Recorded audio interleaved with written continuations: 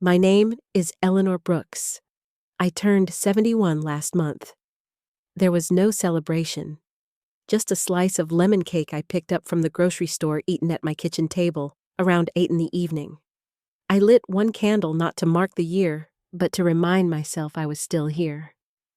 That was the last moment I felt like life was quiet in a good way. 3 weeks later, I lost my only son. His name was Matthew. He was 38, married, and lived 2 hours away in Columbus. I got the call at 9:30 in the morning. It was a Tuesday. I remember that because I was ironing pillowcases and humming along to some old Ella Fitzgerald tune. When the phone rang, I almost didn't answer. I wish I hadn't. The officer on the other end was calm. Too calm. He asked if I was Eleanor Brooks. I said yes, and then the silence before he spoke again felt like an entire hour. He told me there had been an accident. Matthew's car was struck by a drunk driver just past midnight on Route 40. He died at the scene. Those words came at me like cold wind through a broken window. I sat down on the edge of the sofa and didn't move for a long time. The iron burned a hole through the cloth. It's strange what the body does when the soul gives up. I didn't cry that first day. I didn't scream. I didn't even call anyone. I just sat there. The air in the house felt heavier. My heart didn't break in a single crack. It sank slowly and silently into a place I couldn't reach. The next morning, I made coffee like always. I used Matthew's favorite mug, the blue one with the chipped handle. I took 2 sips and then poured the rest down the sink. The quiet in the kitchen felt different now. It wasn't peaceful. It was the kind that presses in like grief has its own weight and you carry it in your lungs. For the first time in years, I didn't go out to the porch. I didn't water the flowers or wave at the neighbors walking their dogs. I just stood at the window, watching nothing, thinking nothing. People say time stops when someone dies. That's not true. Time moves just fine. It's you that stops. I looked at the calendar. It still said August. His birthday was circled in red from when I meant to mail him a card. I had even picked it out already. It said something silly about how getting older just meant having more reasons to laugh. I never mailed it. I haven't been able to open his voicemail messages. I know they're there. There's one where he called just to say he'd gotten a raise. Another where he told me he made chicken soup from scratch, bragging like it was a miracle. I saved them all. I don't know if I'll ever be able to listen. You don't think you'll outlive your child. It's not natural. Not in the way people use that word. I gave birth to him in 1985. I remember the exact time, 2:27 in the afternoon. He had a strong cry and a full head of black hair. I sang to him the first night in the hospital. I never thought I'd be the one sitting here decades later, surrounded by silence that used to be filled with his voice. People have been kind, I suppose. Neighbors dropped off casseroles. The woman across the street brought over banana bread. But nobody knows what to say to a mother who's lost her only child. I don't blame them. I wouldn't know what to say either. What hurts more than the loss is the shape of it. The empty chair at Thanksgiving, the unread texts, the pile of mail still coming to his address. It's like the world expects you to erase someone because they're gone. But mothers don't erase. We carry. Since the funeral, I've been alone most days. I try to keep my hands busy. I sort through old papers. I fold clothes that don't need folding. I walk to the mailbox even when I know it's empty. I do these things not because they matter, but because they fill the space between thinking and feeling. And feeling hurts too much. There's a photo of Matthew on my mantle. He's standing by a lake holding a cup of coffee and smiling. His smile was always easy, not forced. Like he was born knowing how to be gentle in a world that rarely is. I touch the frame every morning just once, like a habit I didn't choose. Sometimes I imagine what he'd say if he walked in now. Probably something simple like, "Hey mom, you're up early." And I'd say something dumb like, "Do you want toast?" We talk about nothing and everything, but that's all pretend now. I haven't told anyone what it feels like to lose him. Not really. Not in the way it counts. Because words are too small. Grief doesn't speak. It lingers. It waits in the corners of rooms. It crawls into the quiet. This is the first time I've said it out loud. My son is gone, and I am still here. Somehow. Some days I don't know what for, but I get up. I breathe. I remember. And maybe in some small way, that's enough for now. I grew up in a house where men spoke and women nodded. My father was strict, a man who believed silence in a daughter was a virtue. My mother never raised her voice. She cooked, cleaned, and taught me how to fold napkins into perfect triangles. I learned early that being good meant being quiet. I was the second daughter, which meant I was loved, but not seen. I spent most of my childhood listening. At the dinner table, I'd hear stories of my father's work, my older brother's grades, and my uncle's politics. My opinions stayed tucked between spoonfuls of mashed potatoes. I learned to smile at the right time and disappear when the room got tense. It wasn't fear, it was training. By the time I was 21, I believed that blending in was the safest way to be. That's when I met Charles Brooks. He was tall, educated, polite in a way that felt like a compliment. He came from money, though he didn't flaunt it. We met at the library. He was checking out a book on finance. I was shelving returns. He asked if I'd like to get coffee. I said yes. He smiled like it meant more than caffeine. We married 9 months later in a small ceremony his family barely attended. Charles was decent in his way. Not cruel, not tender either. He believed in duty, and he fulfilled it. We shared meals, not laughter. We made plans, not memories. But I knew how to survive in that space. I knew how to be agreeable. I called it love because I didn't know what else to call it. His mother, Margaret Brooks, never liked me. I knew it from the start. At our first dinner together, she asked if I planned to keep working after the wedding. I said yes. She raised one eyebrow and said, "I suppose someone has to." It was small, but it stung. At family gatherings, I was often seated at the far end of the table. I was always the one taking photos, never in them. Margaret would host garden parties and forget to tell me. I'd hear about them from neighbors afterward. When I brought a dish to share, she'd smile tightly and say, "That's sweet, Eleanor. Maybe we'll set it out later."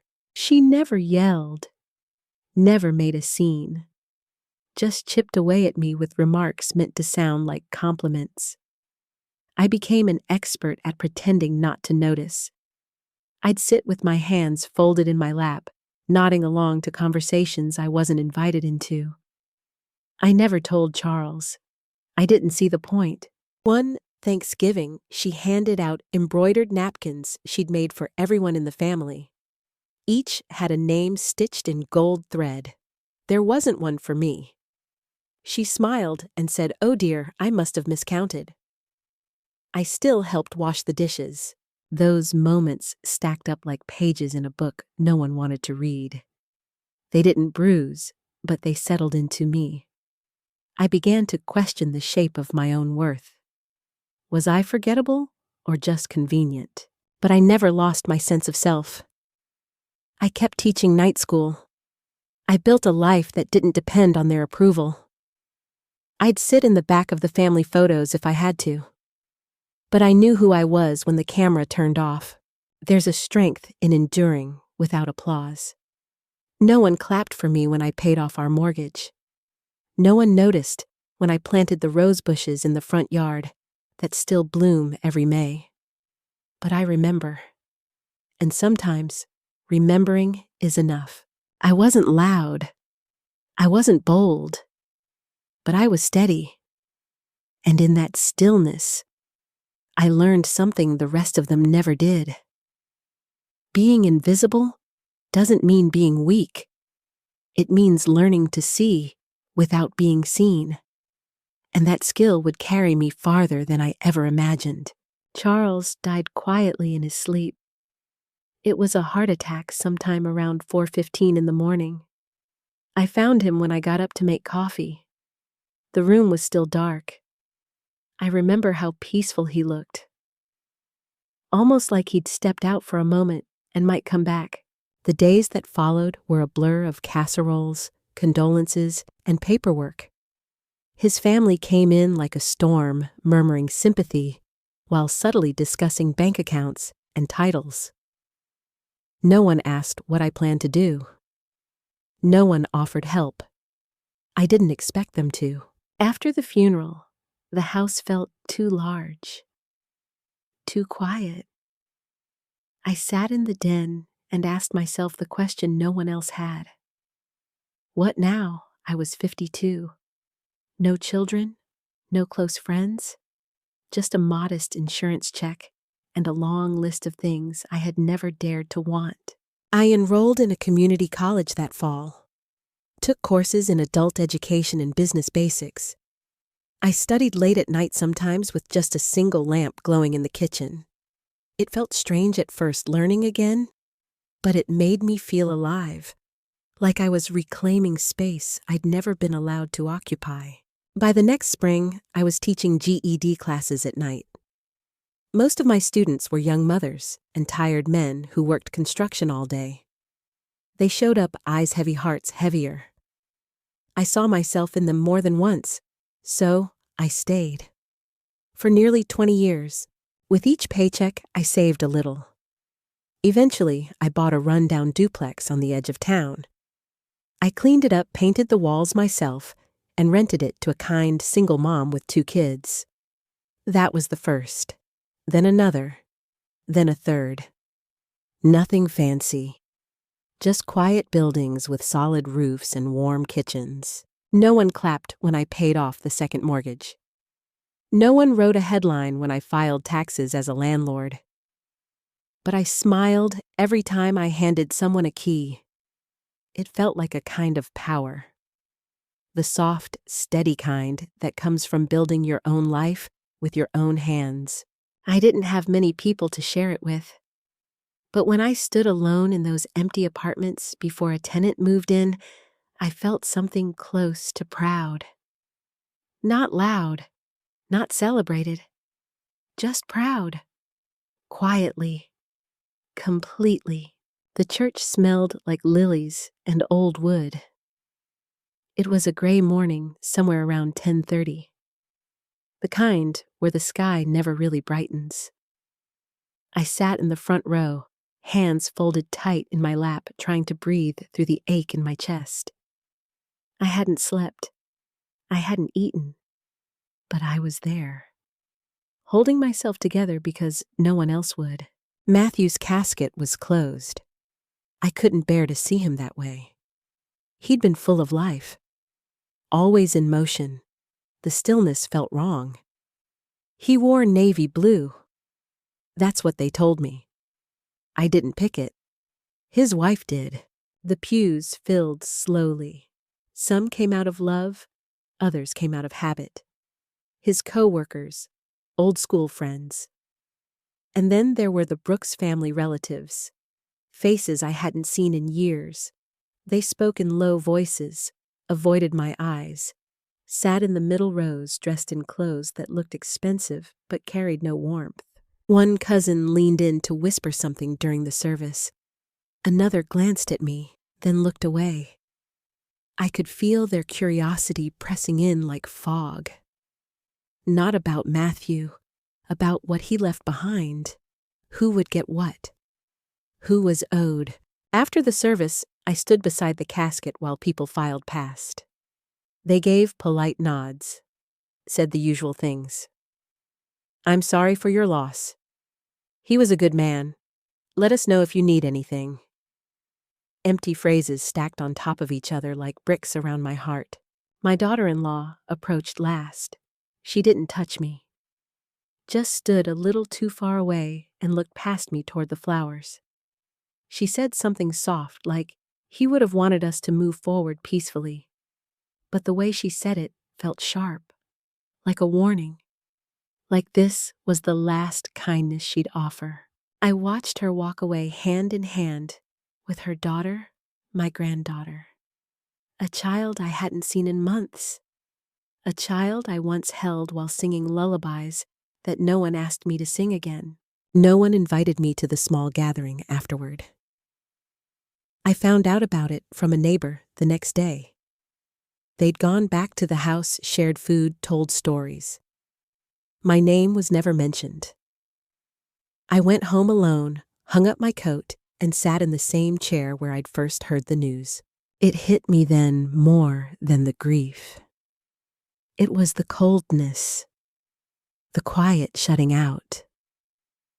After all these years, after all I had done, I was still the one standing outside the circle. Still the one being tolerated, not embraced. I looked around the living room.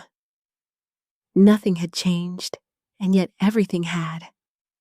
I'd lost my son. And with him, whatever thread had connected me to the rest of them. I wasn't just grieving him. I was grieving the illusion that I had ever truly belonged. But something shifted in me that night. A stillness, yes, but also a decision. If they would not see me, I would see myself. Fully, fiercely, without apology. It had been 3 weeks since the funeral when I finally stepped into Matthew's old room. I hadn't touched a thing. The bed was still made. The books on the shelf still alphabetized the way he liked. His baseball glove sat on the top corner, soft and worn. I opened the closet, not with any plan, just needing to do something besides sit with the silence. There, pushed back behind an old backpack, was a small wooden box. It wasn't locked. The lid creaked when I opened it. Inside were envelopes. Neat, careful handwriting. My name written on each. No stamps, no dates. Just Eleanor. Mom. My hands trembled as I picked one up. The paper had softened at the edges. I unfolded it slowly, scared it might fall apart. His words met me like a whisper in the quiet. He had written to me again and again, but never sent them. Letters I never knew existed. Messages saved in secret. In the first one, he thanked me for the peanut butter sandwiches I packed in 4th grade. Said he never told me, but he always looked forward to them. Said they made school days easier. That one made me smile barely. Then my eyes caught a paragraph halfway down the page. He wrote about the night I had cried in the laundry room when his grandmother made a comment about my cooking. He said he heard me, that he didn't know how to make it better, but he never forgot it. He said he always saw how I was treated, and that I had more strength in my silence than anyone in that family ever had with all their noise. I read that line again, then again. The words blurred. My hands shook. I pressed the letter to my chest like it might bring him closer. I didn't sob. I didn't collapse. I just let the tears fall. Slow, warm, quiet. I hadn't cried like that since the day I buried him. Not because I hadn't wanted to, but because I didn't know how. This time, it wasn't just grief. It was something else. A softness. A release. Knowing he saw me. That I mattered to him in ways he hadn't spoken while he was alive. I read 3 more letters that night. One about a birthday he missed. One about a dream he had where we lived near the ocean. one where he simply wrote, "I wish I called you more." Each one carried a piece of him I thought I had lost. When I finally closed the box, my breath felt fuller, my shoulders lighter. The pain was still there, but now it had shape. Now it had meaning. I wasn't alone in remembering. He remembered too, and somehow that changed everything. The living room smelled faintly of lemon polish and old wood. I had asked everyone to come at 3 in the afternoon. Most arrived by 2:45, dressed in a careful mix of grief and expectation. They sat in a loose circle perched on chairs and the edge of the couch, murmuring soft hellos and avoiding eye contact with me. I sat near the fireplace, not looking at any of them. The lawyer arrived at exactly 3 o'clock. His briefcase was worn but clean, and his voice carried the kind of calm that comes from years of delivering news people don't want to hear. I didn't need him to read it out loud. I told him I would speak first. I stood slowly. My knees ached, but I didn't show it. I looked around the room at the faces that had once filled my house during birthdays and holidays. Some I barely knew. Others I knew too well. Their expressions were neutral, but their eyes scanned me like they were counting every second until I said something worth noting. I cleared my throat and kept my voice steady. I said that I had spent my life being careful, that I had worked, saved, invested, that I had no regrets about the choices I made after Charles passed. Then I paused. I told them the truth, that all of it, every dollar, every property, every account, was going into a scholarship fund in Matthew's name, for kids who had no one to believe in them, for single mothers trying to rebuild with nothing but determination and small change in their wallets, for women who'd been told they didn't belong. Someone shifted on the couch. The room tightened. I didn't stop. I said there would be no inheritance, no checks, no split, no negotiations. This was my will, my choice, my final act. The lawyer opened his folder, confirming what I said with quiet legal language. No one interrupted him, but I could feel the discomfort rising like steam. A cousin blinked too many times. A niece stared at the floor. My daughter-in-law pressed her lips into a line so thin it nearly disappeared. When the last word was read, I stood still.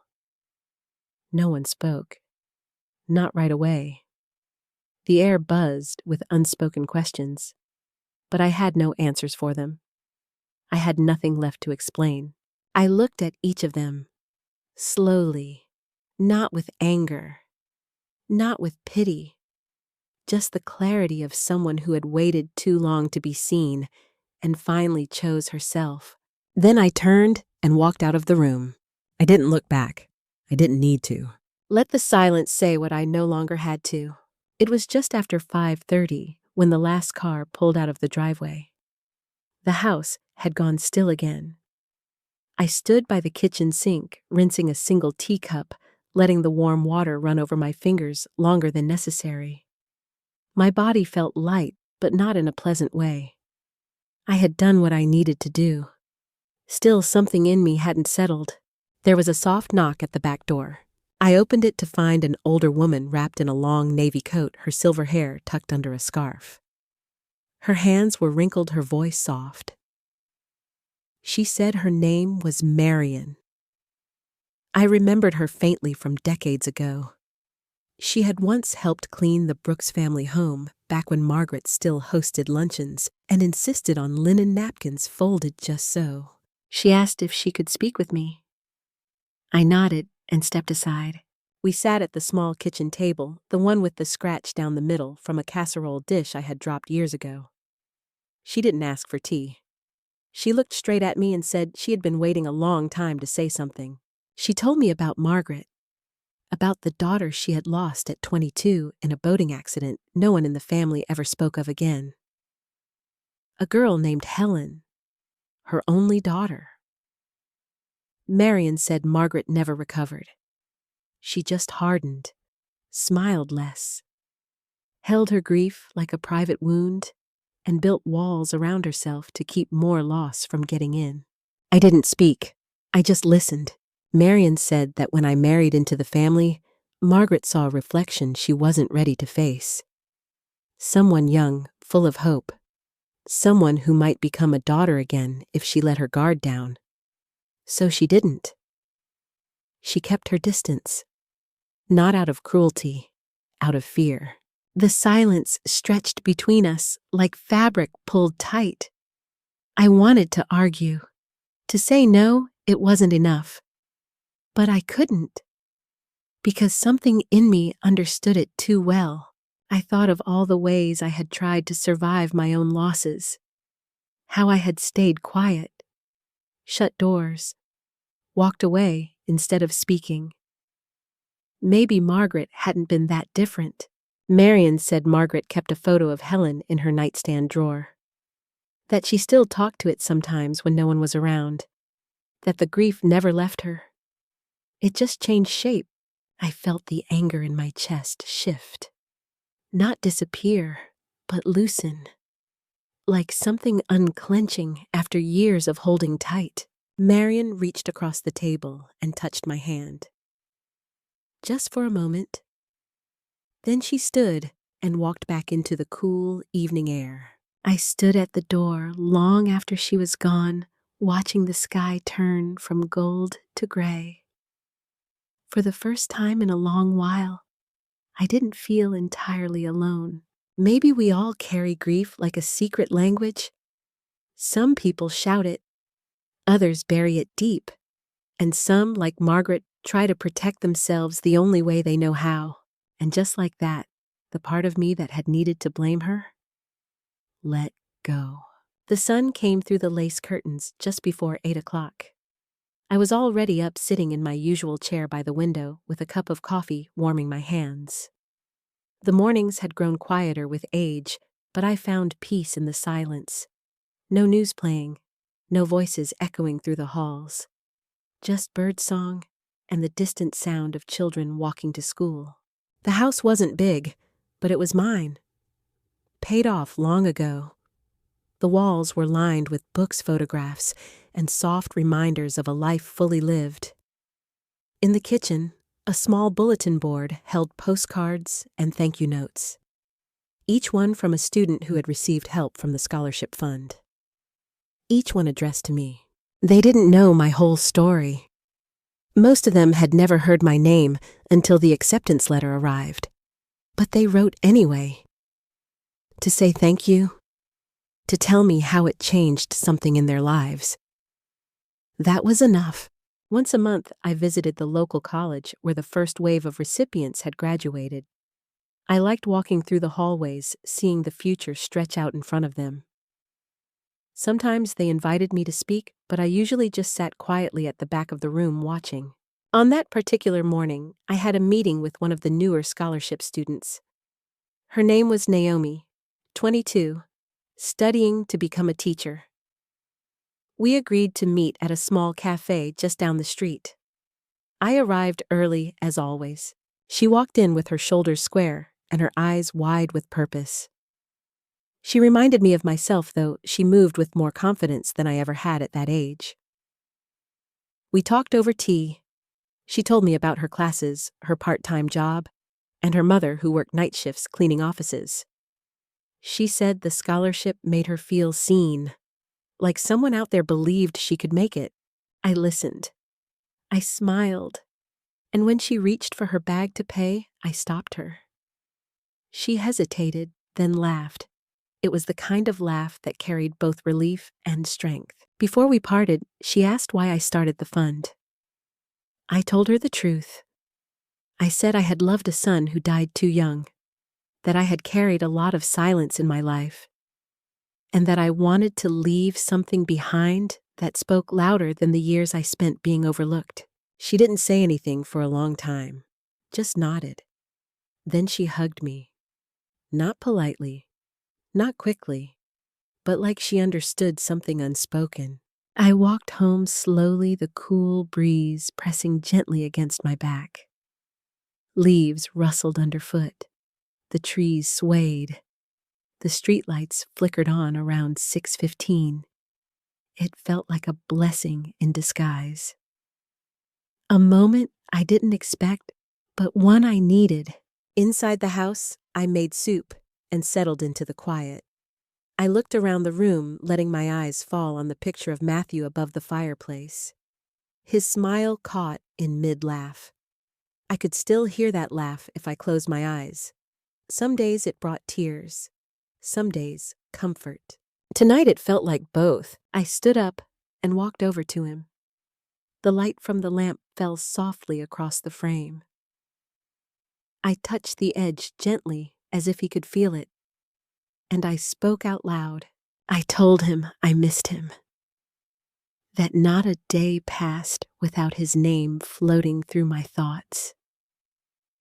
But I also told him that I was proud of what we built, of who I had become, of the lives we touched, even in our pain.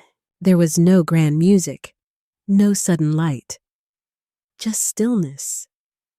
And in that stillness, peace. I had lived through silence, through loss, through love given without return. But I had also built something with that silence. I had turned pain into purpose, loneliness into legacy. And in doing so, I had finally found my place in the story. If you're still here, thank you for listening. Life doesn't always give us neat endings, but sometimes the hardest moments become the ones that shape us most. I hope my story reminded you of your own quiet strength, of the victories no one saw but mattered anyway. And if you're carrying pain, I hope you find a way to turn it into something lasting, something good. We don't get to choose what breaks us, but we can choose what we build with the pieces. Thank you for sharing this time with me. Please subscribe for more true stories of healing and hope.